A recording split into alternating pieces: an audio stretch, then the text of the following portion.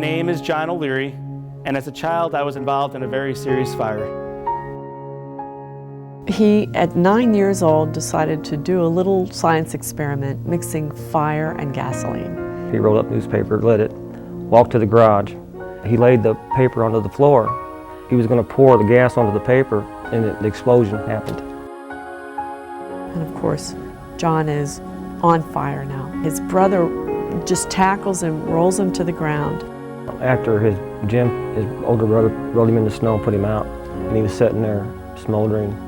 His little sister, I think she's like 5 or 6 years old, goes into the kitchen 1 cup at a time and pours cold water on John's face. Pours it, runs back, gets more, pours it, runs back, gets more. He made a choice right there then that he was going to live. Part of the story I remember the most is his rehabilitation. And the nurse is putting him in a broom closet, and he agrees to have, you know, a towel or something stuffed into his mouth so that when he screams through the pain, you know, no one hears him. For a 9-year-old, it's, to me, almost inconceivable. Why in one day would we choose death, and in the second day we celebrate life?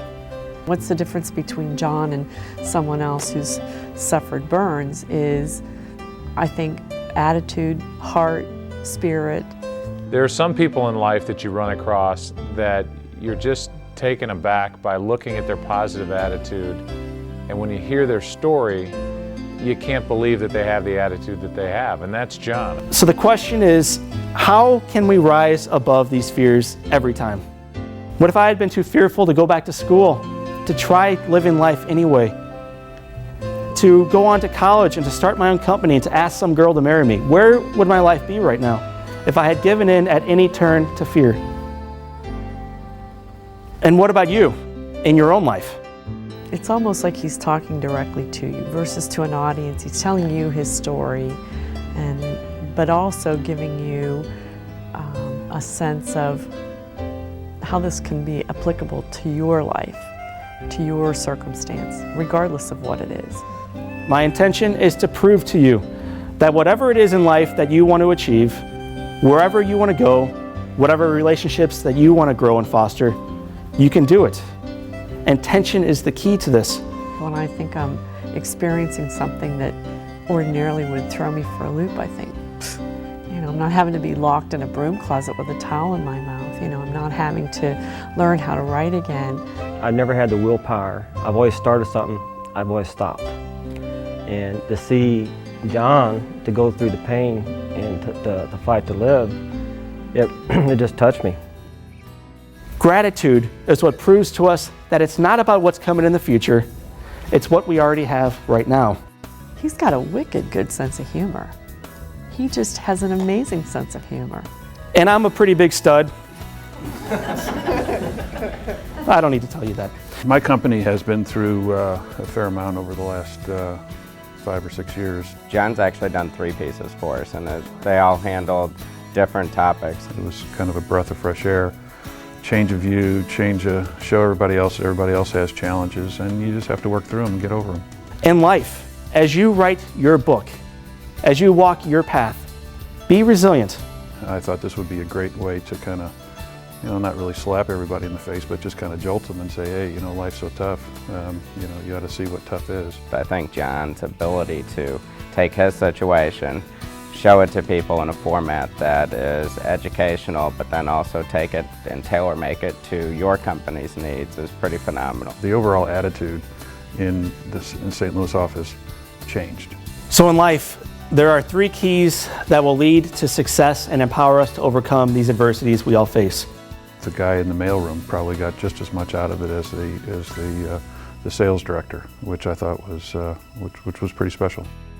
Business-wise, we were looking at a company down in Dallas last week, and one of my teammates was a little more trepidatious about the situation, and the other guy leaned over to him and said, "You need to stretch." And that's one of John's messages, that you need to stretch. So I found it pretty funny that, you know, a talk 3 months ago was still having an effect on the folks. Character is what separates everyone in this room from everyone else. And it doesn't matter what message he's getting across, you find yourself very emotional, but when you leave there, you also find yourself very motivated to go out and take on that challenge that you have in front of you. When you fall, or when you're tripped, or when you're pushed down, get back up. Pull your shoulders back and keep on going. I think any CEO would be doing a big disgrace if they didn't bring in John as a resource to sort of motivate his team. If my dad were sitting here today, he would tell you that he is more proud of John than probably anybody he's ever come across in his life. I could not use my hands at all to write, and Jack Buck learned of this and sent me a baseball in the mail. It was signed by Ozzie Smith, and it came with a note that said, "Kid, if you want a second baseball, send a thank you note to the guy who sent the first one." I used both hands to write this really awkward note, and they mailed it off to Ozzie Smith. About 4 days later, a second ball came in, and the note on this one said, "Kid, if you want a third baseball, send a thank you note to the guy who signed the second one."